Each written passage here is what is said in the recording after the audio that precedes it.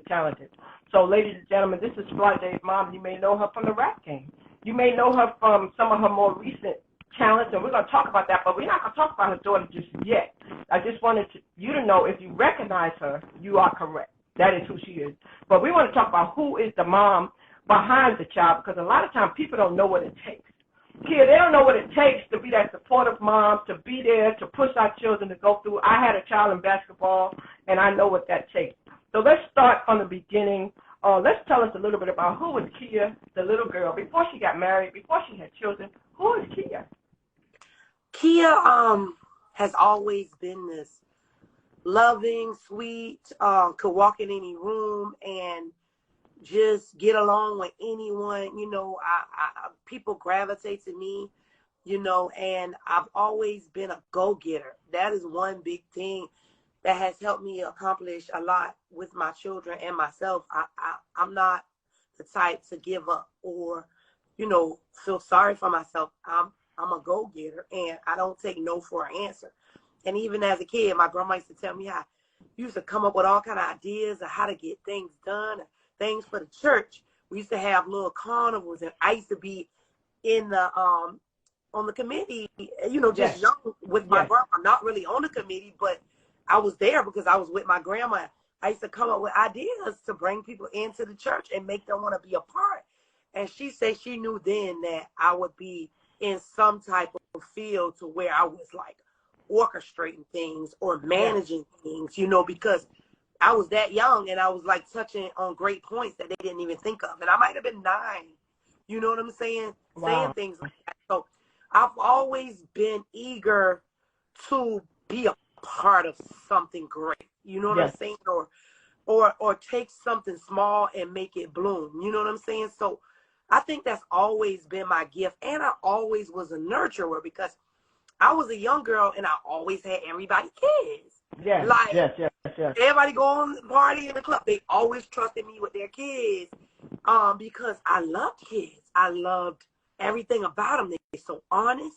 You know what I'm saying? You ain't got to worry about being slick because guess what? They're going to tell you how they feel to your face because kids are just that pure, you know, and innocent.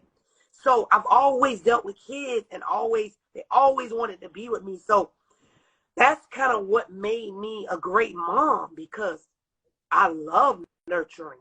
I love, you know, asking a child what they want to do and then bringing the best out of them and helping them to accomplish that. So that was me as a kid, or in a young teenager and everything, just all about helping people and all about, you know, making things better. And I'm doing it right now. Was you a dreamer back then? Was you a big dreamer? I've always been a big dreamer, but no, I ain't gonna say a big dreamer. I was a big believer. Not really. I didn't really dream a lot, but I believed, you know. So I always believed I was gonna be rich. I'm just keeping it real. Like I always saw me as a boss, never like I always been a leader, not a follower. That's right. Things like that structure your kids today, who they are. People don't know that, but if your kid is telling lies, catch them early. You don't want them to be a liar. You know what I'm saying? If your kid is following behind kids, catch them early. You break it down to them why you should be a leader. And at that point, I think all of those things together helped me accomplish a lot of what my life is and the direction it's going in now. So let me ask you this question. You know, you hit the nail on the head. Faith without works is dead. And, you know, if you're a believer, that definitely does help to build your faith. So as you were coming up, you were a believer, and you were outgoing, and you were a leader, and you would always see yourself doing some things. So later on in life, when you got to school, and then you fell in love and you got married, how did that part of your life go for you? Because I know you got married. Was you early? Was it early on in the years after high school, or when did you get married? I got married 5 years ago. I used to say I was dealt some bad cards, and I would say bad cards because I grew up around a great family. My family was always great, and I was in a great area, but I felt like the schools and stuff I went to, and they wasn't like, I ain't gonna say not great people, but people who were products of their environment, if I should say. So the guys that were interested in me were guys that were not in college. You know what I'm saying? These were guys around, hanging around. You know what I'm saying? So, and I was young. I always was built up like a little lady. I always had, you know, body shape. So I felt like I was, I ain't gonna say targeted, but because I was in that area, that's what attracted me to, you know, guys that were not in school. I wasn't in the area to be in there. You know what I'm saying? Don't get me wrong. I went to school with guys, but I was always way more mature than the average and you know, young guy. Maybe 5 years. I was probably in 10th grade, and I was, you know, guys were really kiddie back then. Yes. So yes. I dated a senior. You know what I'm saying? Or I didn't really date my age. But to make a small story short, I had a great upcoming. I met Flau'Jae's dad, and we were like best friends. You know what I'm saying? He wanted something out of life. He was trying to teach me, you know, his path and his career. And I was, you know, actually in school to be fashion marketing and design and all that stuff. We were coming up with great ideas to start this clothing line, you know, because him being a rapper, that's a lot of things that they do. And a lot of things, you know, didn't go as planned because of his demise. And so let me ask you about that, because I know that happened. What's his name? Camouflage? I remember because, you know, I follow. Johnson, but his rap name is Camouflage. Okay, and I know that if I remember listening to Flau'Jae tell her story, I'll never forget when I heard her tell the story on AGT the first time, and she talked about what happened to him, 2 days before he was about to sign with Universal. Well, right? She didn't really know the story. He had already signed with Universal, and that's she didn't know. She was telling the story that she heard somebody say. Okay. Because I didn't want her to know everything that went on at such a young age, you know. Yes. But when she went to school and she went around kids that knew the story and their parents knew the story, they end up telling her more. So then I had to sit my baby down and explain how everything went. But he had already signed to Universal. He had already was doing shows, booking. He had already did really great things.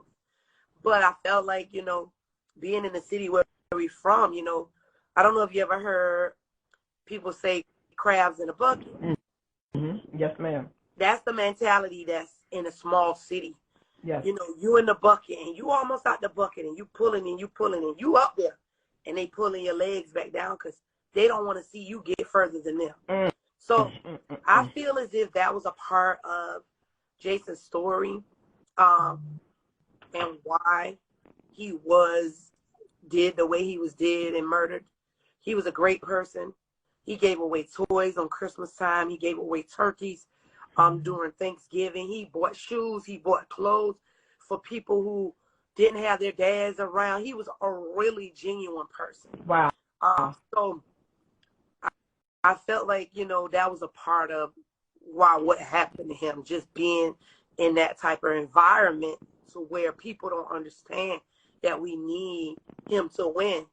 So our kids can see him win and they can know that they can do it too. And people were envious, I'm sure. And I know Instagram is tripping and won't let me touch comments or do anything. It does this. Oh, my goodness. But I'm not going to touch it because I don't want it to mess me up.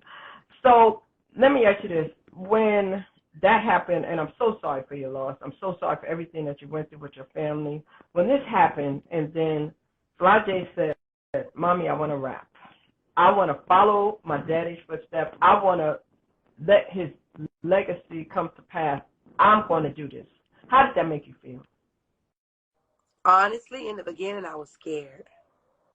I was like, no, baby, go read a book, go find something else to do. You know, I didn't want her because I felt like that's why he was targeted. You know what I mean? Because he was a rapper and getting all his money. You know what I'm saying? I was like, no, not my baby girl. But then my brother, which is my mom's only other child,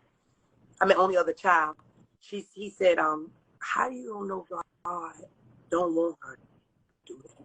You know, how you don't know this is not the story that's supposed to be created.